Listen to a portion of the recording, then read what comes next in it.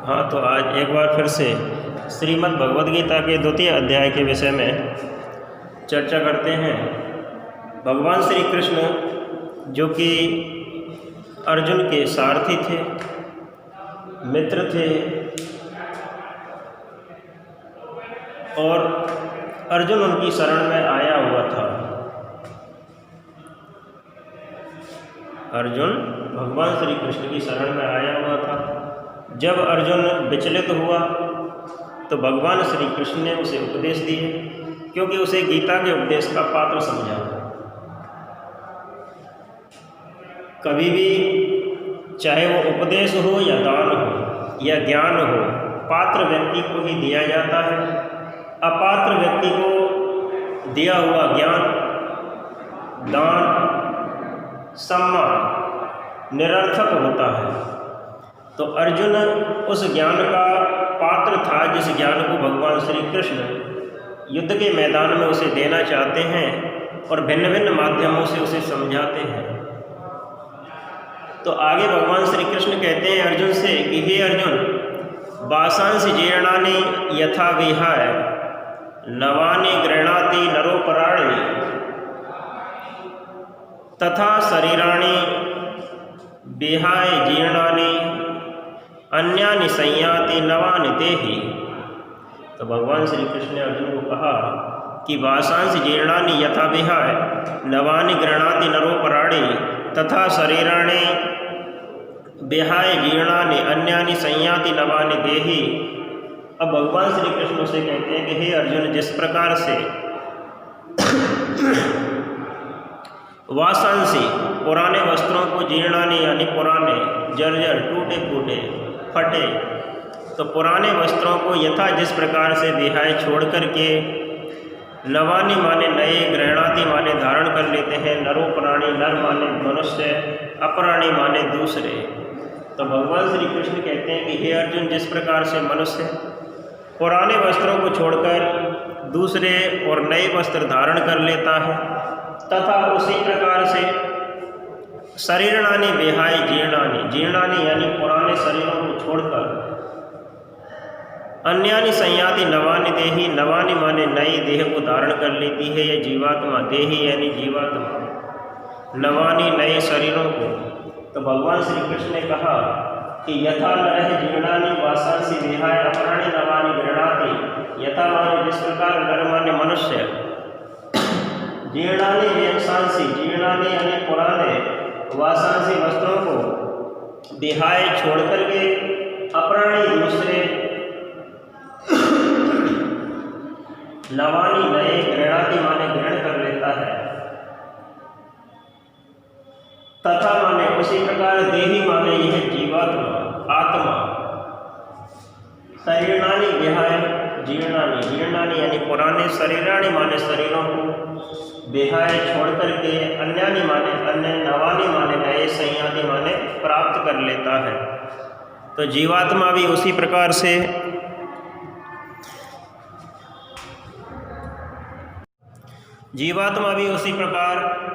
दूसरे और नए शरीरों को धारण कर लेता है। तो भगवान श्री कृष्ण यहाँ ये कहना चाहते हैं, तो इस श्लोक का प्रसंग क्या होगा? तो प्रसंग होगा कि इस संसार में जन्म और मृत्यु दोनों निश्चित है। जन्म और मरण होता है और यह केवल परिवर्तन है, यानी जन्म और मृत्यु होना एक परिवर्तन है। जिस प्रकार हम पुराने वस्त्रों को छोड़कर नए वस्त्र धारण करते हैं, उसी प्रकार आत्मा पुराने शरीरों को छोड़कर नया शरीर धारण करती है। तो यह क्या है? एक परिवर्तन है। जैसे हम मकान बनाते हैं और मकान जब जीर्ण शीर्ण अवस्था में पहुंच जाता है तो फिर उसको दोबारा से क्या करते हैं? नया रूप देते हैं। तो उसी प्रकार से आत्मा भी पुराने शरीरों को छोड़कर नया शरीर धारण करती है। तो यह परिवर्तन ही इस सृष्टि का नियम है, परिवर्तन ही संसार का नियम है, चक्र है, क्रम है। मनुष्य के जीवन में जो परिवर्तन होता है वह काल और कर्म के प्रभाव के अनुसार होता है। किसी भी हिंसा का परिणाम नहीं होता। किसी कार्य का परिणाम नहीं होता, केवल काल और कर्म का एक प्रभाव है परिवर्तन। तो इस प्रकार से जब हम इसकी व्याख्या करेंगे तो व्याख्या इस अर्थ को विस्तृत रूप में देना, इस अर्थ का विस्तार करना ही क्या है, व्याख्या है। तो हमें लिखना है कि यह संसार परिवर्तनशील है। मनुष्य मरण धर्मा है, मरता है, जन्म लेता है, जन्म लेता है, मरता है। प्रत्येक वस्तु में परिवर्तन होना अनिवार्य है, निश्चित है। जैसे बड़े बड़े अच्छे अच्छे भवनों का निर्माण होता है, पुलों का निर्माण होता है, उनके गिर जाने पर दूसरा भवन या पुल निर्मित कर दिया जाता है, नया भवन निर्माण कर दिया जाता है। पुस्तक जैसे पुरानी हो जाती है तो क्या करते हैं, उस पुस्तक को बदल के दूसरी नई पुस्तक ले लेते हैं, दूसरी पुस्तक खरीद लेते हैं। अगर मान लो जिल्द टूट जाता है तो उसको दूसरा जिल्द चढ़ा दिया जाता है। तो उसी प्रकार से वस्त्र होता है, जब वस्त्र पुराना होता है तो मनुष्य नए वस्त्र धारण करता है। ऐसे ही आत्मा को जब लगता है कि शरीर मनुष्य का व्यर्थ हो चुका है, खत्म हो चुका है, समाप्त हो चुका है, पुराना हो चुका है, तब आत्मा नया शरीर धारण करती है। और यह नया और पुराना छोड़ना और धारण करना ही क्या है, परिवर्तन है। तो कहने का मतलब है कि जैसे मृत्यु होती है, मृत्यु क्या है, परमात्मा के यहाँ से आयु निश्चित है। हमारे जो ऋषि थे, मुनि थे, उन्होंने एक नर और नारी की उम्र को 100 वर्ष तक माना। अगर हम अच्छे कार्य कर रहे हैं, योग कर रहे हैं, ध्यान से पुरुषार्थ से चल रहे हैं, ब्रह्मचर्य का पालन कर रहे हैं, तो हम 100 वर्ष से भी अधिक अपना जीवन यापन कर सकते हैं। और यदि हम अपने जीवन में असावधानी बरत रहे हैं तो उम्र होने से पहले भी शरीर नष्ट हो सकता है, हमारा शरीर पुराना हो सकता है, हमारी मृत्यु हो सकती है। तो अकाल कहने का मतलब जब समय ही नहीं है, अच्छा समय नहीं है, उस समय मृत्यु होना थोड़ा सोचनीय होता है, दुख की बात है। अन्यथा मृत्यु होना तो निश्चित है, चाहे जीव कोई भी हो, मृत्यु स्वाभाविक है। मृत्यु एक कर्म है जीवन का। जिस प्रकार से दिन और रात का आगमन होता है, उसी प्रकार जीवन और मृत्यु का भी आगमन होता है। अगला आगे उन्होंने फिर इसी प्रकार से समझाया। भगवान श्री कृष्ण ने अर्जुन को कहा, क्या कहा कि नैनम छिद्दन्ति शस्त्राणि नैनम दहति पावकः न चैनम क्लेदन्तापो न शोषयति मारुतः।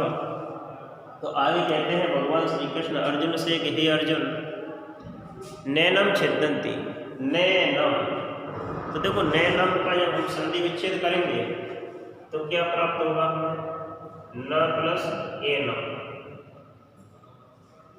न प्लस एनम। तो न माने नहीं, एनम माने यह आत्मा। इस आत्मा को छिन्दन्ति शस्त्राणि, शस्त्र नहीं काट सकते, इस आत्मा को शस्त्र नहीं काट सकते। नैनम दहति पावकः, और ना ही इस आत्मा को दहति, दहति माने जला सकता है, पावक वायु, वायु इसको जला नहीं सकता। ना च, और ना ही एनम इस आत्मा को क्लेदयन्ति, आपको क्लेदयन्ति प्लस आपः, क्लेदयन्ति माने गला सकता है, आप यानी जल, तो जल इसको गला नहीं सकता है।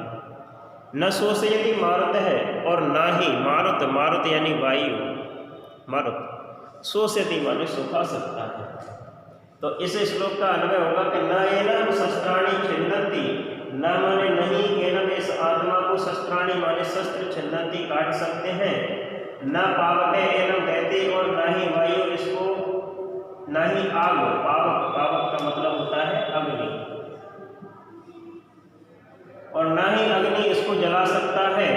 न आप एनम क्लेदयन्ति, और न ही आप यानी जल इसको क्लेदयन्ति गला सकता है।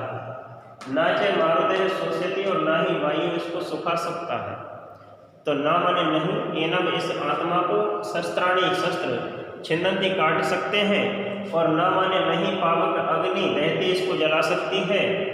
आप जल क्लेदन्ति इसको गला नहीं सकता है, मारुत है वायु शोषयति इसे सुखा नहीं सकता है। तो भगवान श्री कृष्ण इस प्रकार से कहते हैं कि देख अर्जुन, शरीर में रहने वाली जो आत्मा है वो नित्य नूतन है, निर्विकार है, इसके अंदर कोई विकार उत्पन्न नहीं होता। आत्मा हमेशा एक रस होता है, आत्मा एक रस रहती है, चाहे समय कैसा ही हो, इसमें कोई परिवर्तन नहीं होता है, अपरिवर्तनीय है। तो आत्मज्ञानी जो व्यक्ति होता है वो जन्म और मृत्यु के रहस्य को जान जाता है। आत्मज्ञान से व्यक्ति जन्म और मृत्यु का रहस्य जानकर भोग और रोगों से बचा रहता है, ना उसे कोई रोग होता है, ना वो भोगों में लिप्त रहता है, जिसके कारण वह मनुष्य जो ज्ञानी होता है, जिसे आत्मज्ञान प्राप्त हो जाता है, वह निर्भय होकर के कर्म करता रहता है। ये रहा इसका प्रसंग। अर्थ सीधा सा है कि इस आत्मा को न शस्त्र काट सकते हैं, न ही अग्नि इसे जला सकती है, न जल इसे गला सकता है, न वायु इसको सुखा सकता है। जब हम इसका विस्तार करेंगे तो हमें बताना है कि शरीर, हमारा जो शरीर है पंच महाभूतों से बनकर बना है, निर्मित होता है।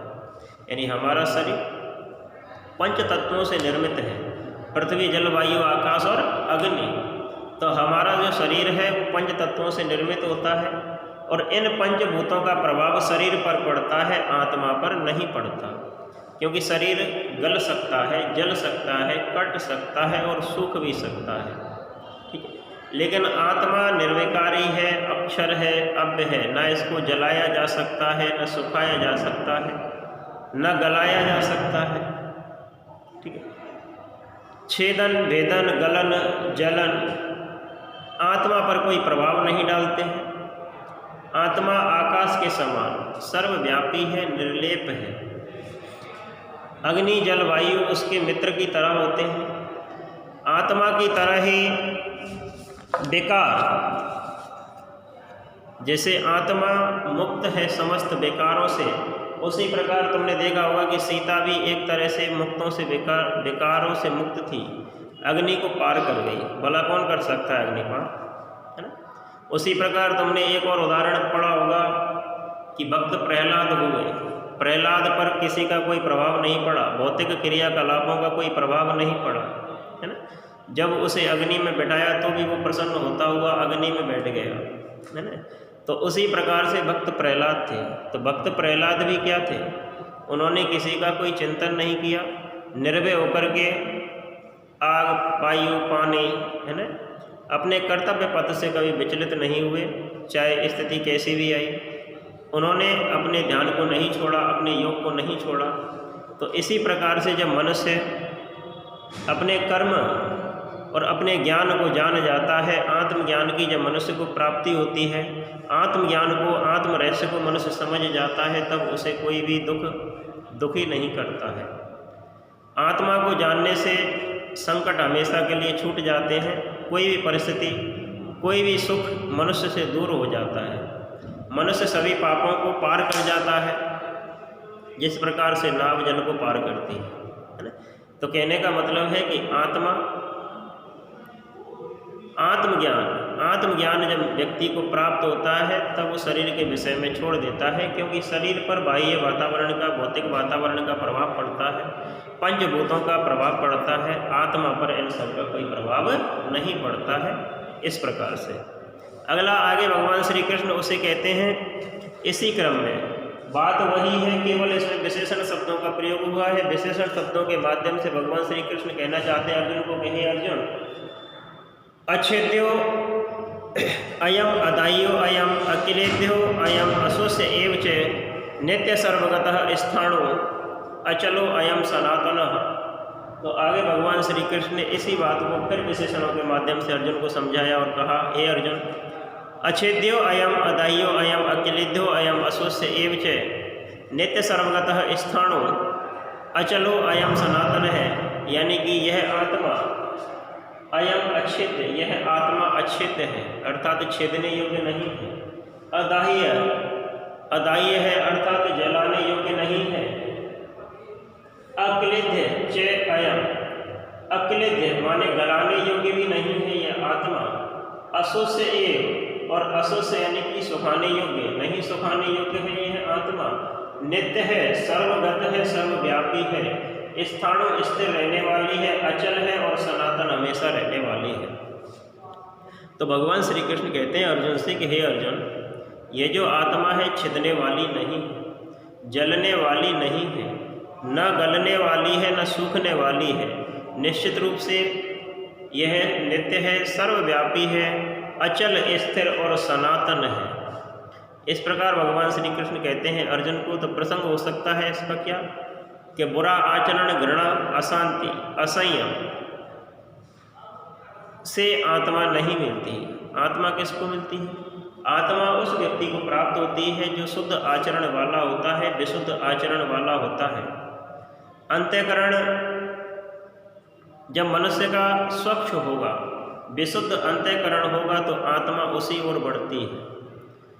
आत्मा नित्य है, व्यापक है, सर्वव्यापी है।